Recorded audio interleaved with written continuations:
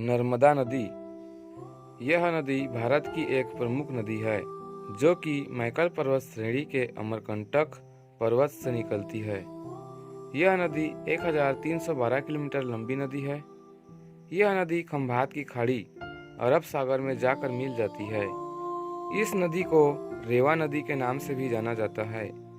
इस नदी को मध्य प्रदेश की जीवन रेखा भी कहा जाता है। यह नदी मध्य प्रदेश, महाराष्ट्र और गुजरात से होकर बहती है। बंजर नदी, शेर नदी, शक्कर नदी, तवा नदी, देव नदी ये प्रमुख उपनदियां हैं जो कि बाएं ओर से आकर नर्मदा नदी में मिलती हैं, तथा हिरन नदी, बरना नदी, मान नदी, ऊटी नदी ये प्रमुख उपनदियां हैं जो कि दाएं ओर से आकर नर्मदा नदी में मिलती हैं।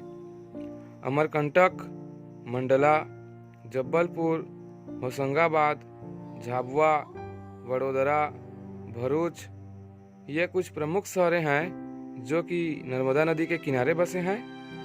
यह एक धार्मिक और ऐतिहासिक महत्व की नदी है जिसका उल्लेख रामायण और महाभारत के अलावा उनके परवर्ती ग्रंथों में भी किया गया है।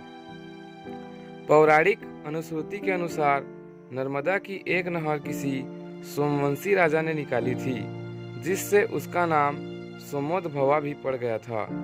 गुप्तकालीन अमरकोश में भी नर्मदा नदी को सोमोदभवा कहा गया है। कालिदास ने भी नर्मदा नदी को सोमप्रभवा कहा है। रघुवंश में नर्मदा का उल्लेख है। मेघदूत में नर्मदा या रेवा नदी का बहुत ही सुंदर वर्णन किया गया है। विश्व में नर्मदा नदी ही एक ऐसी नदी है जिसकी परिक्रमा की जाती है और पुराणों के अनुसार गंगा नदी में स्नान करने से जो पुण्य फल की प्राप्ति होती है, उस फल की प्राप्ति नर्मदा नदी के दर्शन मात्र से ही हो जाती है। नर्मदा नदी पूरे भारत के प्रमुख नदियों में से एक है जो कि पूर्व से पश्चिम की ओर बहती है।